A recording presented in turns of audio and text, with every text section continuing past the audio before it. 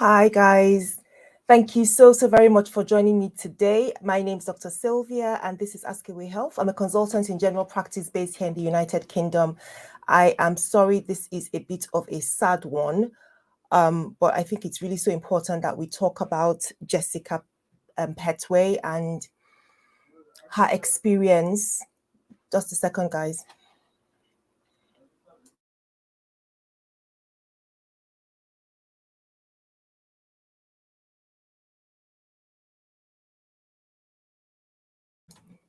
Sorry about that, guys. Yes, I was saying, I think it's really important that we're talking about Jessica Petway's story, her experience, and there's a lot to learn. And hopefully over the next, few minutes or however long this stream goes, we'll be able to look at some of her story as she shared on her social media posts. And I think there are a couple of things that we can pick up from what she shared. By way of disclaimer, just to remind everyone that the information I'm going to be talking about really is what is publicly available on social media and on the internet.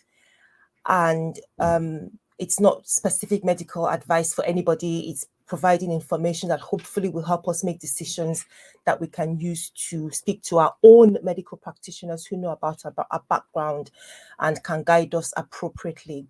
So thank you so much for joining. I know that this story, Jessica's story, has really created a lot of interest and reaction from many women, Black women in particular, because of her misdiagnosis, how it went from fibroids to cervical cancer.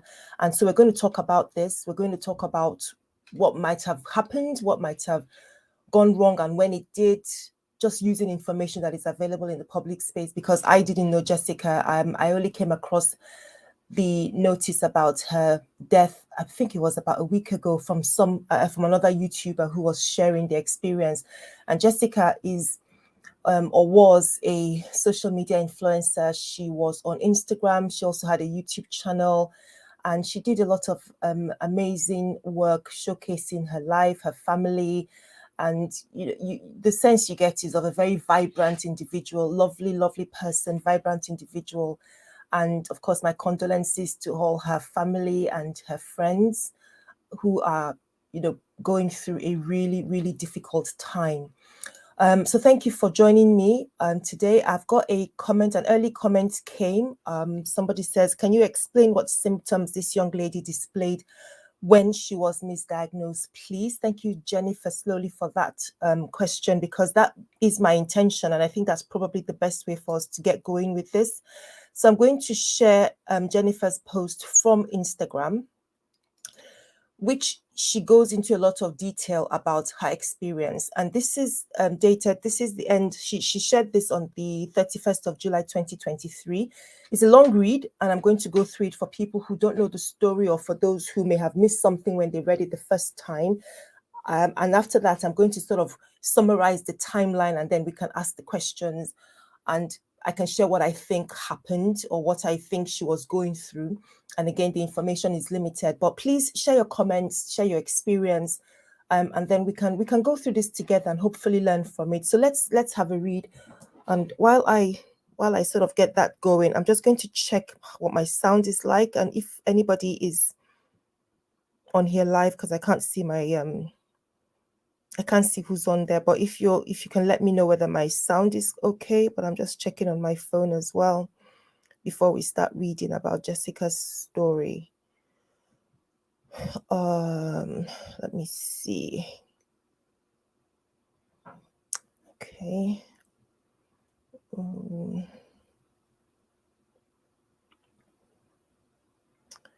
So let's see. Okay. So I think we are. I think my sound is good. I think you can hear me okay.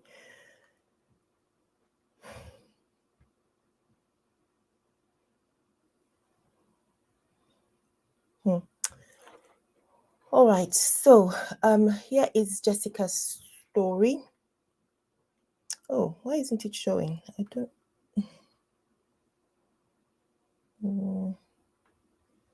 Aha.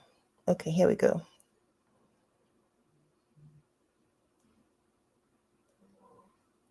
Okay. Yeah. Okay, here we go. Good. Sorry about that. I just wanted to make sure I wasn't speaking to the airwaves and nobody was hearing me. Right. So Jessica Petway, 31st July 2023.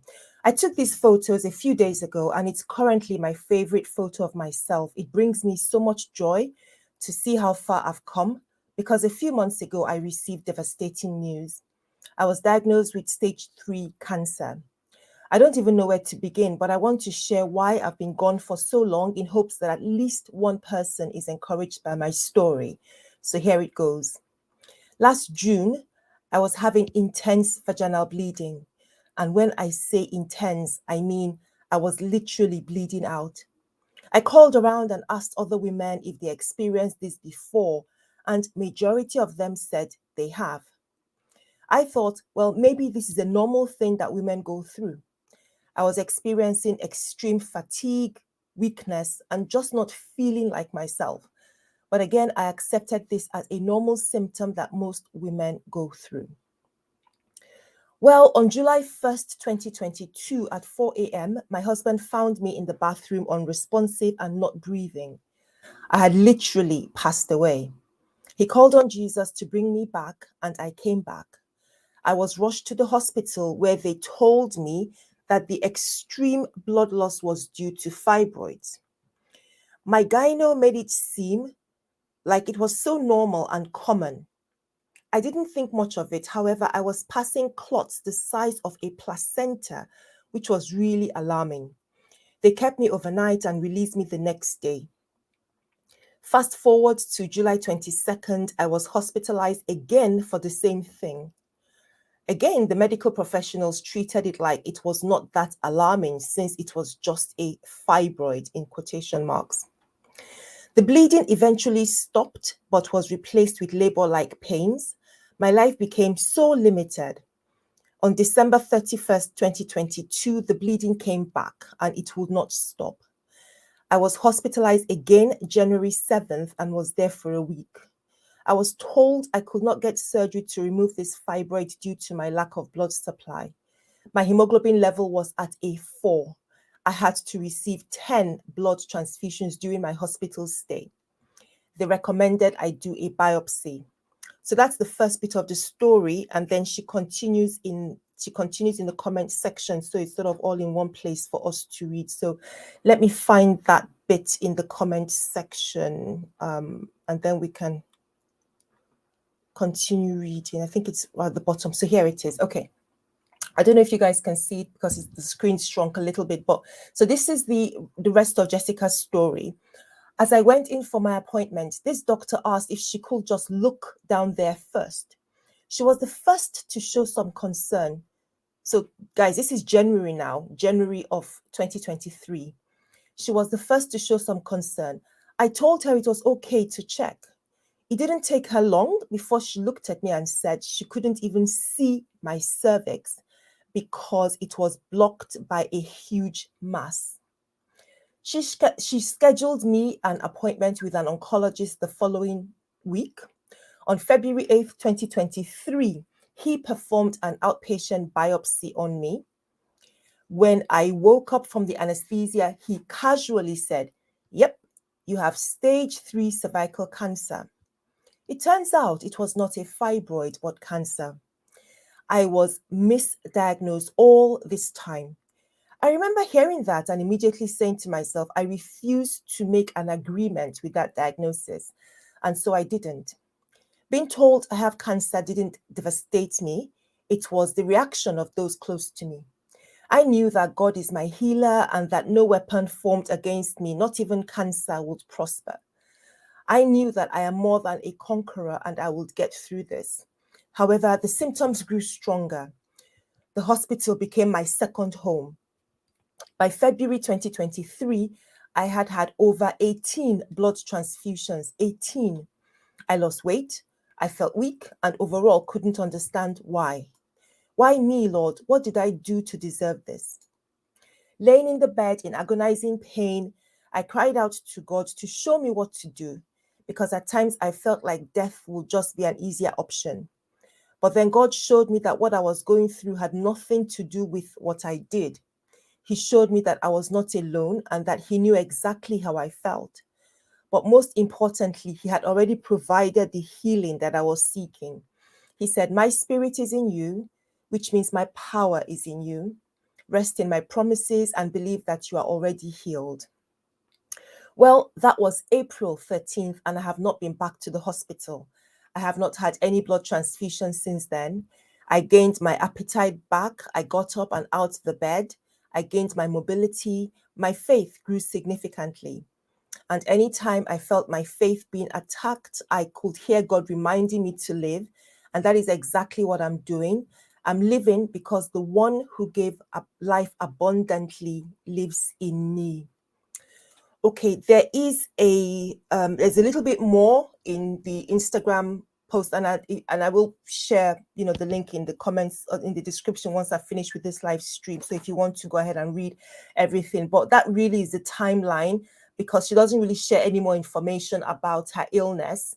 After that, the next post is from August of 2023, and that post is relating to visiting her family, and we really don't hear anything more from Jessica. That literally was the last Instagram post. So that's the story. For those who haven't heard it, that's the timeline. So it's a lot. There's a lot in there. So what I've done, because I want us to really have this discussion and hopefully some learning around the symptoms that she had, what the issues were, and then take it from there. So what I've done is created a timeline. So let's just get started with it. I've created a timeline based on the information that Jessica provided in her Instagram post. And at each stage of, whenever she had those symptoms, then I'm asking questions. What exactly has happened, or what's going on? This sounds a bit odd. I'm a medical practitioner. I've been practicing medicine for over 20 years now. And those of you who are familiar with my channel and our videos, we talk a lot about fibroids. We talk about heavy menstrual bleeding. We talk a lot about these things that she presents with. So that's one of the reasons this jumped out to me. I thought, this is really, how has this happened? Okay, so let's start. So Jessica started, the story we started with her was from June 2022.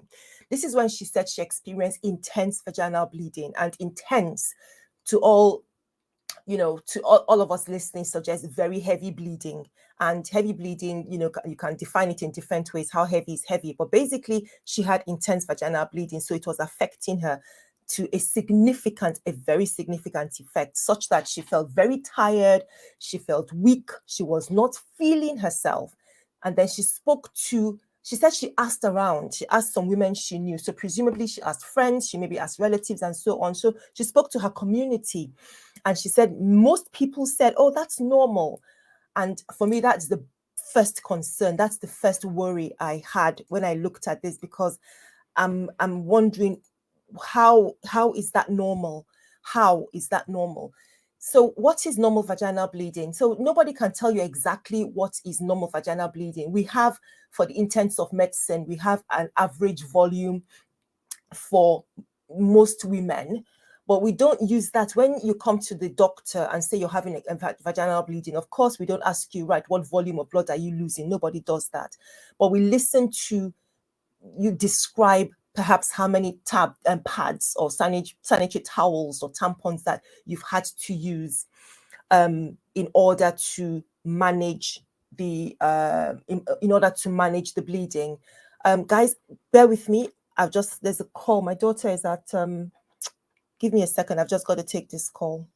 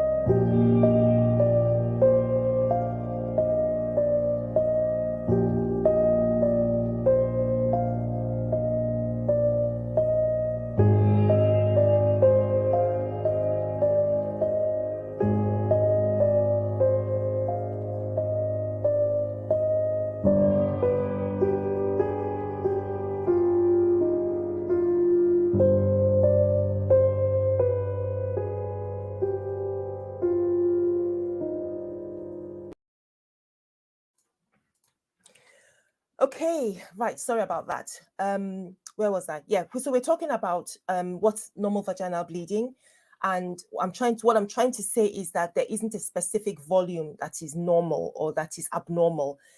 Heavy menstrual bleeding is bleeding that is enough to disrupt, make your life uncomfortable. It's enough to interrupt your daily activities and enough to affect you physically, mentally, socially, whatever. It affects your quality of life. So it could be a different experience from one woman to the next. And if you're having intense vaginal bleeding, that's a lot. That's a lot. And it's not normal. So we need to stop that narrative. We need to be saying to our sisters, our moms and our daughters that we do not accept heavy vaginal bleeding as a way of life and something to get on with. It needs to be looked into. Why are you having heavy vaginal bleeding? We need to ask the question. For so many years, women have thought, oh, my mom had heavy bleeding, my sisters got heavy bleeding, and so have heavy bleeding. It must be normal. Well, actually, it isn't. So the definition of heavy menstrual bleeding is bleeding that is to such an extent that it interferes with your ability to have a good quality of life. It can affect you physically, mentally, emotionally. It stops you doing what you need to do. It might be associated with pain. It might be associated with any other symptom. But to the extent that the bleeding is such that you can't sort of, wear a tampon or put on a menstrual cup and get off and do your business, that's not normal. That needs to be looked into. So that's the first comment in terms of Jessica's experience, that at that stage, alarm bells should be blaring loud. Now, of course, we don't know what Jessica's bleeding was before this time. And that's why I encourage girls and women to keep a period tracker or just keep note of your periods. What are they like? So that if there's a change, then we can sort of identify when it started, and actually it's clear that this is different to what your normal pattern is. So that's the first thing that I thought was, of concern with Jessica's experience. So let's go down the timeline. The next information she tells us about is a month later, where in July of that year, she collapsed at home. This is that horrid one where she talked about her husband finding her in the bathroom early hours of the morning. She says she literally died, and she needed to be admitted to hospital. Now, this is the place. This is the place that I can't fathom. I don't understand. This is the bit where I, as a medical practitioner, really don't understand. I wish I had a colleague, maybe a gynecologist based in the US. You guys know I'm a general practitioner here in the UK. But I would love to speak to a gynecologist in the US to sort of look at this scenario. What could have been going on here? But she was admitted via ambulance. So it was an emergency admission. And she was experiencing severe bleeding, heavy bleeding, to the extent that she's passing blood clots the size of a placenta. So guys, let's sort of think about this first. Now, when your doctor asks you about your bleeding and we say to you, are you passing clots? There's a reason we ask to know whether you're passing clots, because clots indicate the degree of heavy bleeding. Clots tell us that there is so much bleeding in a short period of time that it's coagulating, because that's really what clots are. It's blood that's sort of forming into solid because it's flowing so quickly. It's forming those tissues outside your system. It's forming, it's developing into clots. So going quickly from liquid to solid form within your system. It tells us that there's a lot of bleeding going on in a short period of time. So that's one of the reasons that we ask you about clots. Most women will pass clots of different sizes. She tells us it's the size of a placenta. That's large. That's I wish I'd sort of put a picture on. I didn't remember to sort of put a picture to look at the size, but that is a really big size and weight. So that is not normal. It's not. That's not acceptable for anybody. She said that the gynecologist told her it was normal because she had fibroids. So the question we're asking ourselves is, how at this point did we get to fibroids? How? She has been admitted as an emergency. The next step should be to resuscitate her. She told us that she'd collapsed. They had to get an ambulance. So priority would be to resuscitate, secure secure intravenous access, put fluids into her because she's bleeding, so she's probably gone into shock. That's the priority. Once she's stable, once she's clinically stable, you've managed to restore her, and her blood pressure is coming back to normal and blood flow. You might even stop the bleeding, give some medicine to stop the bleeding. Then the very next step is to work out, well, why is she bleeding? What's caused this bleeding? So there are different things that you'd want to do. Is she pregnant? And maybe she's had an ectopic pregnancy. That's one question you have to answer. What happened? What is it? What are her periods like normally? Does she have fibroids before? These are the questions. How did fibroids get into the picture?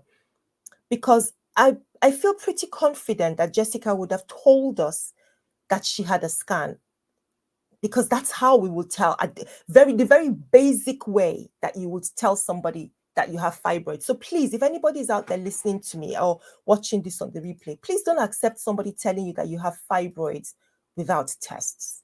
Don't accept that. That is not done. We don't do it. Okay, we don't do it.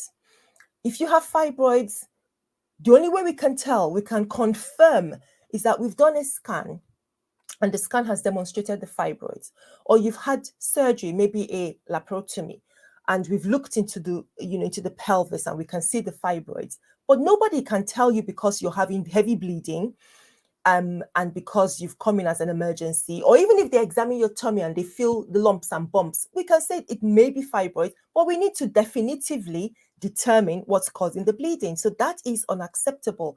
I don't know how they ended up with fibroids. It just doesn't make sense. So that's why I wondered, how did fibroids come into the picture?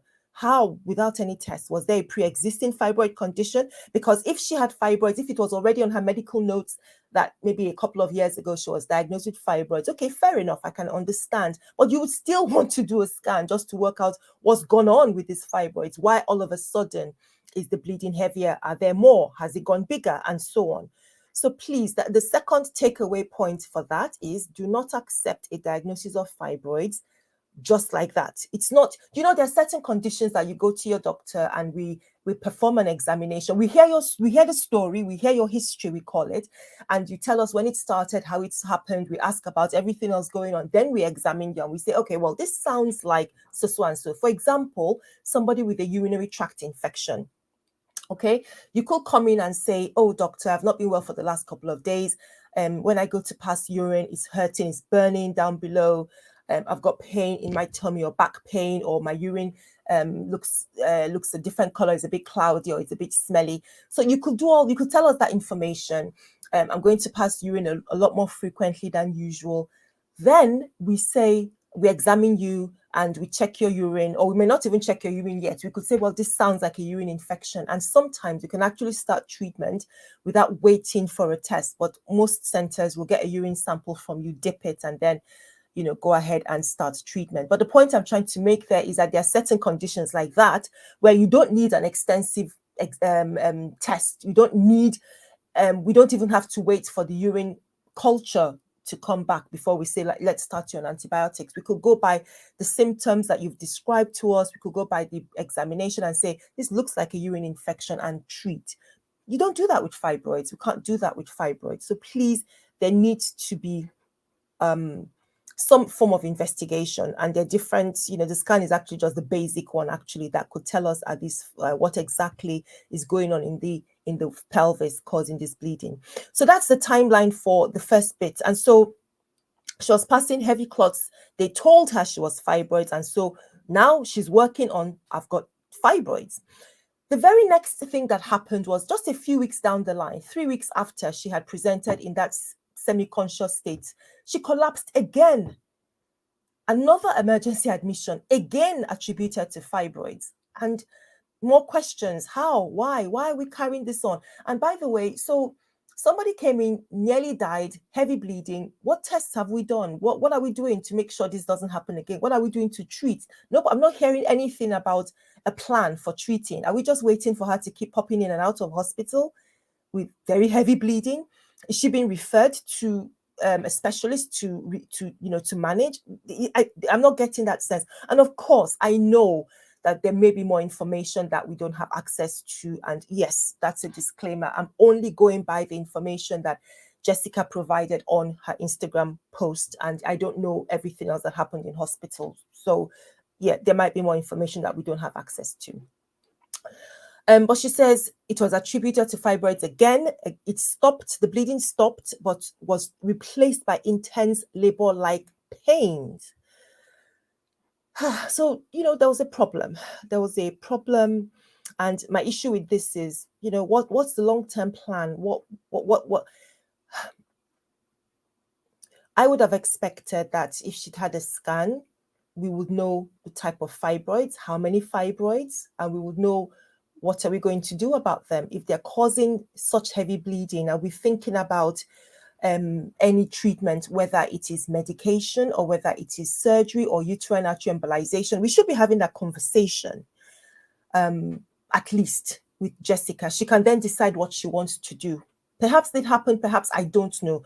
The funny thing is, fibroids were just flippantly thrown into the conversation without any evidence. How many fibroids? Where are they? How big are they? So we're just in the middle of the timeline. That was July.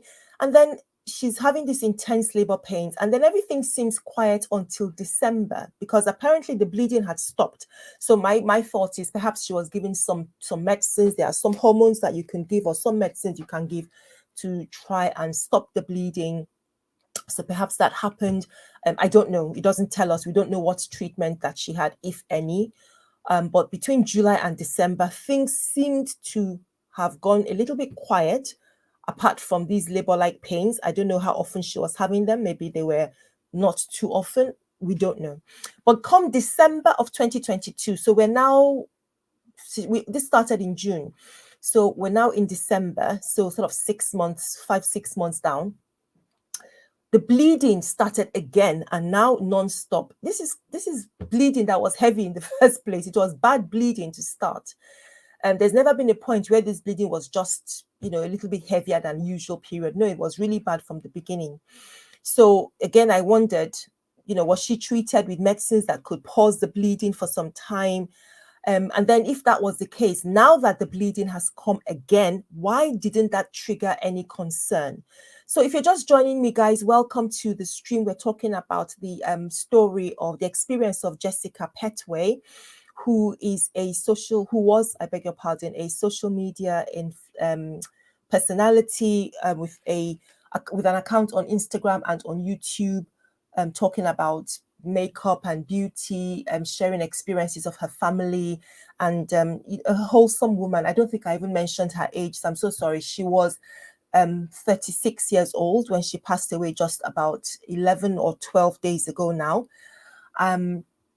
So this is a young, vibrant lady with a loving family who was sharing her life and sharing beauty tips on her Instagram and other social media channels, and who suddenly started to experience abnormal vaginal bleeding and ended up going to hospital several times, but was not treated properly.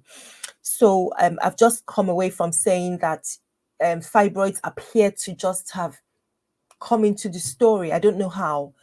I don't know how fibroids would have come in without somebody doing a scan or some other form of internal investigation for this woman to indicate fibroids, but it seems it was just carelessly tossed into the mix because she's heavy bleeding. There's so many different causes of heavy menstrual or heavy vaginal bleeding. And again, I will put the link in the description box when we're done with this stream.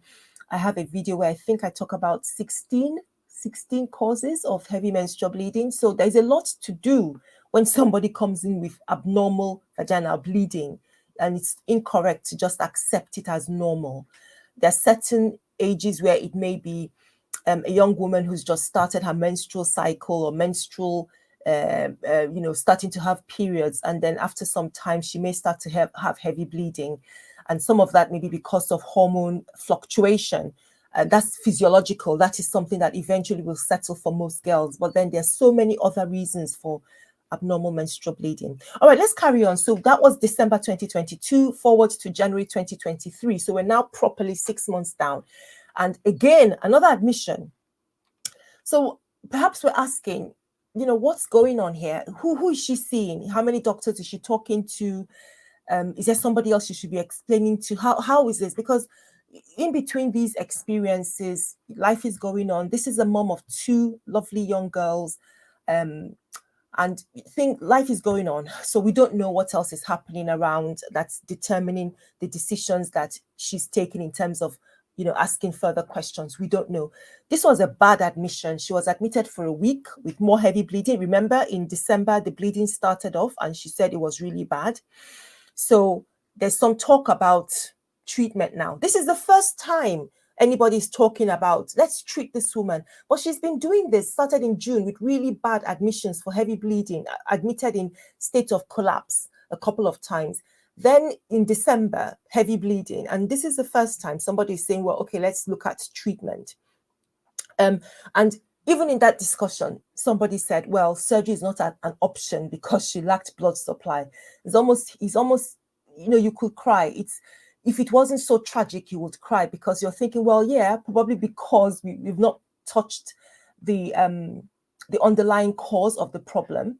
And she says to us, her hemoglobin level was at a 4. And I wanted to pause here so we can talk about this. And for you who's listening to me and understand a little bit, or if you're watching on the replay, so what is normal hemoglobin? Of course, hemoglobin just basically is what we use to, one of the markers. There are other things that we use, but one of the markers to tell whether a person is anemic or not. So on the screen now, I'm sharing at the different levels of anemia for hemoglobin measurements. So she told us her level was 4. Keep that in mind.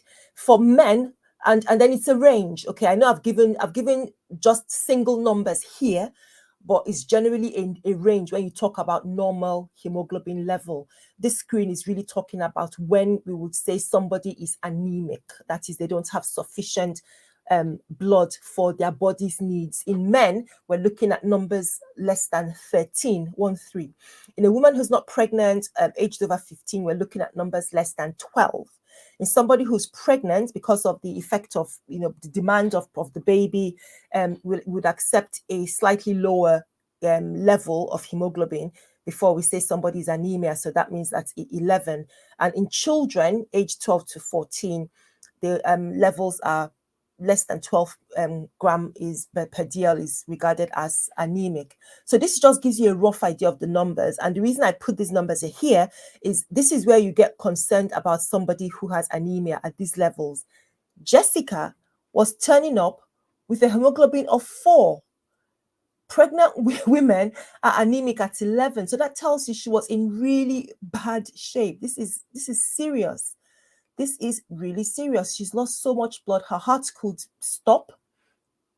She could, develop heart failure. Forget about other, she's having other symptoms. She's feeling very weak and exhausted. She'd be feeling very weak. At this point, she's extremely weak. She's exhausted. She's drained, feeling very dizzy, feeling very short of breath. This is why she's having all these transfusions, because her hemoglobin is at dangerously low levels. All right, so they said, okay, let's do something. So now we're doing something. They requested a biopsy. A biopsy, as you know, is when you take a little bit of tissue from a part of the body, from an organ, because you want to study it under the microscope and work out what's going on. And it can give you a clue as to whether the tissue that you're studying is normal or abnormal. So this biopsy was requested, and this was apparently the first time somebody was kind to her. I'm sorry, I don't know how else to say it, but that's what I take away from the way she put it. So Jessica's telling us that she's been batting back and forth to hospital, been going in several times, and nobody sort of sat down to look at what's going on with this lady. And I don't know whether, I'm only guessing, because I'm thinking that if she'd had a vaginal exam before then, perhaps this would have been picked up sooner. But no, because everybody's been taking the story of fibroids, nobody's bothered to say, let's have a look. So there was this doctor. She says, this is the first person who said, can I have a look? And she said, yeah, please go ahead. And this is, I don't know if it was the first vaginal exam. And this is when somebody sees, oh, this does not look right. They saw a mass obstructing the view of the cervix. So, when you have for ladies, when you have your pelvic exam and the doctor is doing either a finger or digital examination or speculum examination to assess the to look into the vaginal canal. What we're trying to see is the walls of the vagina and to see the cervix. The cervix is the first part of the womb. So when this doctor tried to do this, they couldn't see the opening of the womb. They couldn't see the cervix. Clearly, they said there was something preventing them from seeing it. So that's not normal. Then that means if somebody had looked perhaps some months ago, they would have picked this up earlier. So based on this doctor's examination, she had an urgent oncology appointment for an outpatient biopsy. So now she's been referred to the cancer people because, of course, any doctor seeing that you're going to query cancer until proven otherwise, and you'll have to deal with it as an emergency. But did it have to go this far? Did we have to get to this point? That's the question. So going on the timeline, that was January. So this is February. This is where she visits to have her outpatient procedure. She has the biopsy, and I thought that experience wasn't a good one. She's been put to sleep to have the procedure, and then as she wakes up, as she comes up, somebody says, "Yep, you have." I thought that was so cold. I really thought that's not a kind way to treat another human being. Again, this is based off what Jessica says to us, or she's told that she has stage 3 cancer. This is the stage 3 cervical cancer. This is the first time this young lady is hearing about this. Mind you, at this point, Jessica is 35. Yep, 35 years old at this point.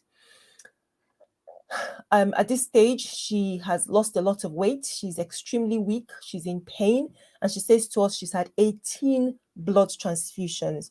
So what does stage 3 cervical cancer mean? Let's just break it down. So I've just listed it out. Let's quickly go through it. So stage 1 is when the cancer is only in the neck of the womb. Okay, so staging is telling you where the cancer is, how big is it? So it's telling you the location of the cancer. Stage 1 is early cancer. The surgery is usually main treatment. Stage 2, the cancer has spread outside the cervix and into the immediate tissues surrounding it.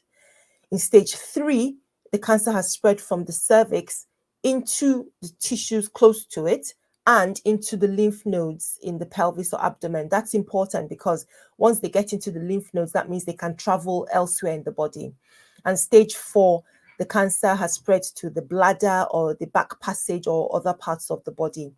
And just so that we can see this in pictures, I thought this was useful to look at. So this is the images at the top tell us what the stage of cancer looks like. Guys, any background noise, I'm so sorry. My people are just coming back home, so there's going to be a little bit of noise until they settle. Okay, so at the top, you can see, where the cancer is. So this first one, the very first one, is a normal cervix. And then as we go to stage 1, you can see where the cancer is in very dark red. And it's just within the cervix, just that small area, that's stage 1, early. And when the doctor is looking, that's the circle at the bottom, that's what the doctor is seeing. So we can see something that doesn't look the same as the normal cervix when you're looking through one of the instruments. Then we go on to stage 2. So this is cervical cancer, like I said, that is spreading beyond into the nearby tissues or the surrounding tissues. That's what's happening here. So that's what stage 2 cancer looks like. And when the doctor is looking at the os, they can see some abnormality. You can tell from the blood in the circle at the bottom. That's quite different from what you can see in the first picture, which is the normal cervix. So that's stage 2. Stage 3, you can see that the red area has advanced. It's traveled in a greater area. So this is a later stage or late stage of the disease. And this is where Jessica was at the time somebody had a look and at the time she had her biopsy. this is where she was. And if you can look at the view at the bottom of what the os could have looked like, this is why the doctor said, oh, I can't see the cervix, because if you're looking, you can't really see the cervix properly. Yeah, you can, this is the cervix, but it does not look normal. And this is why the doctor who saw her at that stage sent her off for an urgent biopsy with an oncologist, a cancer doctor. And stage 4, of course, it has spread to other parts of the body, like the bladder, the back passage, the other parts of the bowel, even the lungs, because once the lymph nodes are involved, and lymph nodes potentially get involved in stage 3, actually. So at that point, it can travel anywhere else in the body. So this is, that's the stage that represents to us the stage that Jessica was when she was diagnosed. And now we get to April 2023. This is the last record that Jessica put in of her experience in hospital. She says at that point, she decided not to stay in hospital or not to get any more hospital treatment. We don't know why she made that decision. Was it by choice? What was I? We don't know. We don't know. Was she having some treatments and was having side effects? We don't know. We just know that she stopped hospital treatment as of April. We don't know. Like I said, this account that Jessica gave us was back in July, August of last year, and that was the last post that she provided to us until we learned that she had died earlier this month at the age of 36, leaving a loving family behind. So that's the story. And I thought it was really important for us to sort of go through the timeline. Somebody asked at the beginning, wanted to understand at which point was there a misdiagnosis, at which point, what symptoms she displayed. And I've sort of gone through that right from the beginning, because somebody else is asking, Genesis, I would like to know too. And I did mention at the beginning what symptoms, because if you go to her post, if you go to her Instagram post, it does tell you what she started with. It was very intense vaginal bleeding. That was what she presented. That was the symptom that she displayed when she arrived at the hospital. Very heavy bleeding, and she was told it was fibroids at that point. I just want to talk a little bit about cervical cancer. Of course, guys, if you've got any questions or comments, please share with us in the comments section. Let me know your thoughts. If you go through the Instagram post, there are lots of comments, people talking about having had similar experiences, which is really painful, really, really horrible to hear. And my purpose for this stream is for education and advocacy, really, for us to know more and to pursue things, not to accept things. And of course, look at getting a second opinion if you're not really getting answers, or things aren't getting better, or you're not getting any treatment, then a second opinion, somebody else to look into this, what's going on. So cervical cancer causes, we know that HPV, the human papilloma virus, is the primary cause.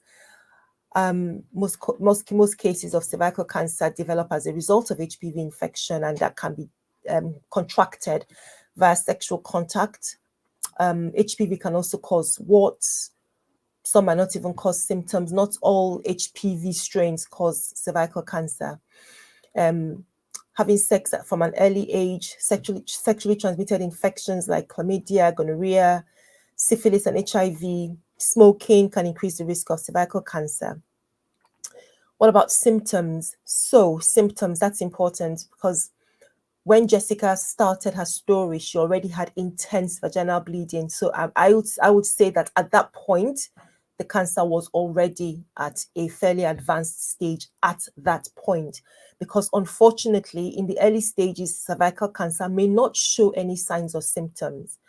But as it progresses, then you might start to develop symptoms, and they can include things like bleeding after sex, bleeding between periods, very heavy vaginal bleeding, abnormal vaginal discharge with a foul odor, or pain, having pelvic pain during sex. But the key thing to note is that at very early stages, there may not be any symptoms. So that brings us to how do we deal with this then if it doesn't show any symptoms when it's early? This is why we have the smears, the pap smear, the cervical smear. That's why you're supposed to have them, because they are essential for detecting early changes before the cancer starts, before the cancer begins. That's why you should attend your smears. That's why we have them. And I know there are different cervical screening programs around the world.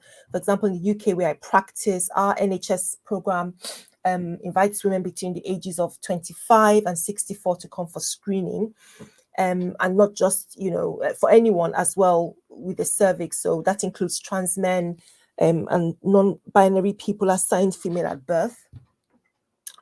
Between the ages of 25 and 49, you would have screening or your smear every 3 years. And when you're 50, then the frequency or how often you're called for your smear examination is every 5 years.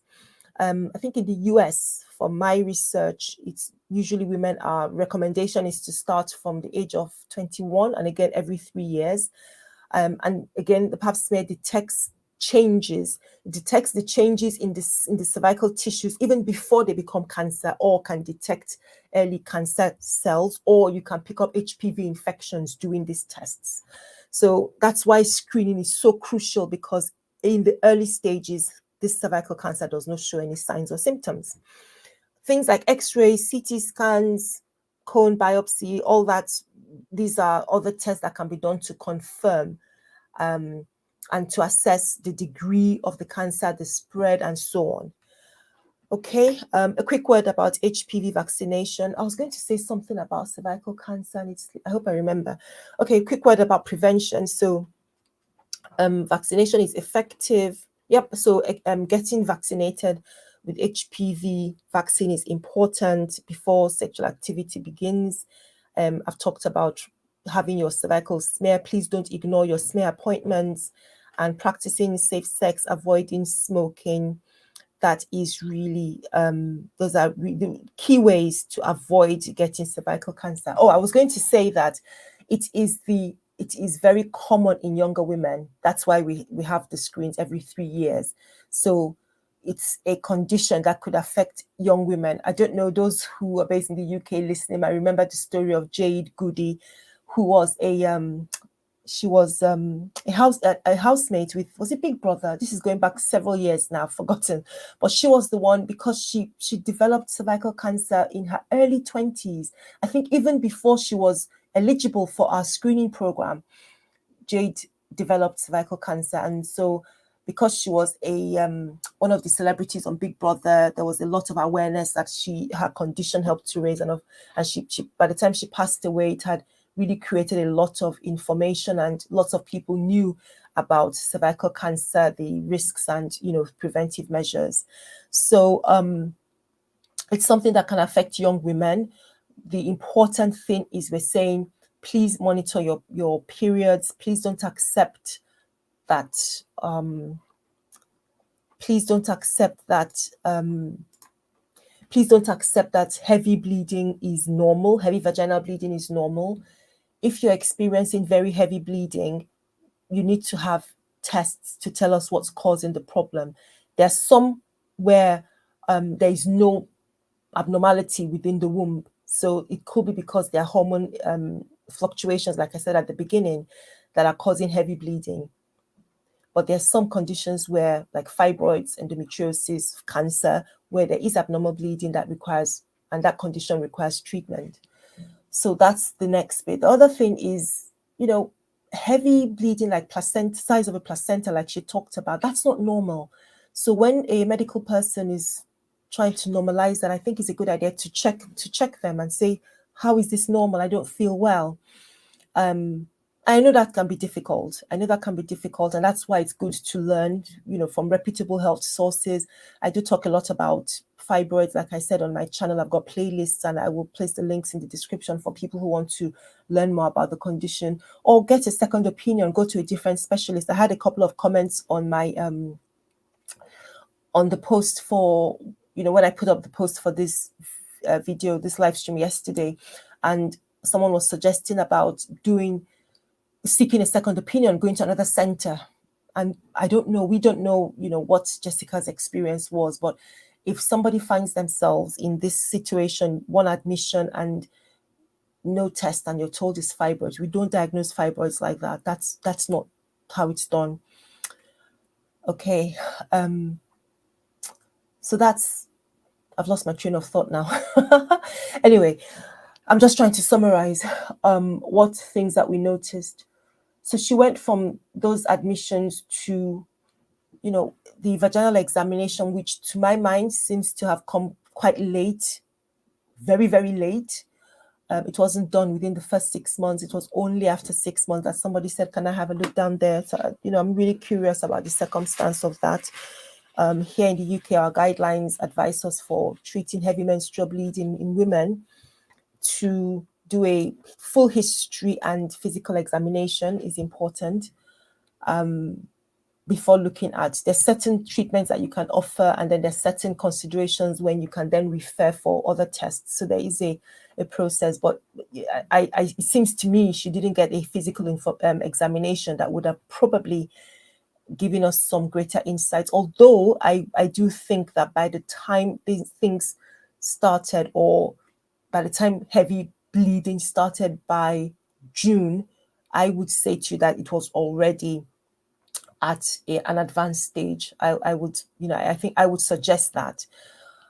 Because like you've seen from those images I shared of the stages of cancer, at early stages, there are no symptoms. We don't know what Jessica's cervical smear, pap smear, how often she was having her pap smears, when she had the last one, and so on. That would be helpful. So please go for your pap smear appointments. Thank you, Didi. Thank you so much. That's really kind of, I'm glad if just one person learns, picks up something from this stream.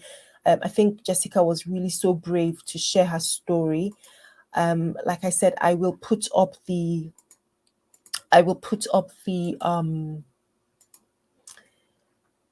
links to her social media platforms for anyone who wants to read her story. And there are lots of women who are sharing their experiences as well.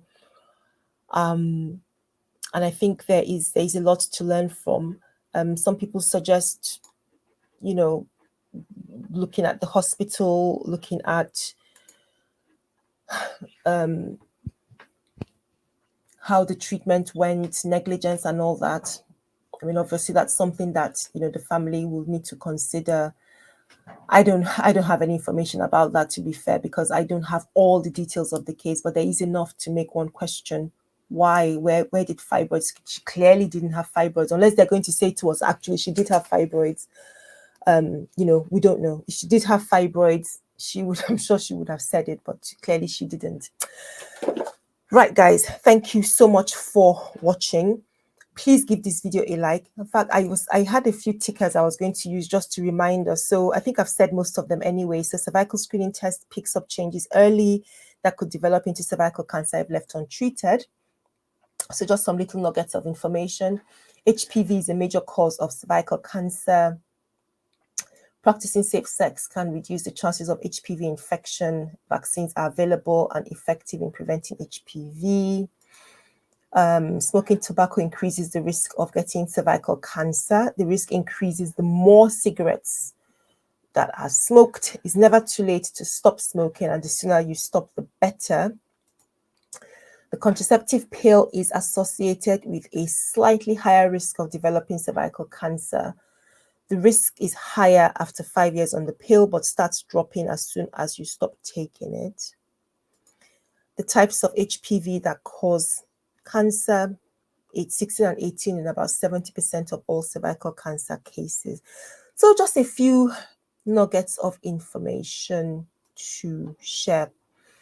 Okay, so guys, thank you so very much for joining me today, for listening. I hope it has been useful. Thank you, Didi, for confirming that you found this valuable. I appreciate that. Please share this video. I think that this young lady's experience was just tragic. It's painful. I think this is a particularly vulnerable week, because just yesterday we learned about another young woman who's battling cancer, the Princess of Wales. And of course, there are so many women battling cancer. And I think it's also important to note that maybe 10, 20, 30 years ago, we used to think that these cancers were more likely to happen in older people, but they're happening in young people as well. And the experience of Black women in particular is concerning. Please, let's be informed. Let's ask questions. Let's push. And I really hope that, you know, nobody else has to go through what Jessica did. I really hope that.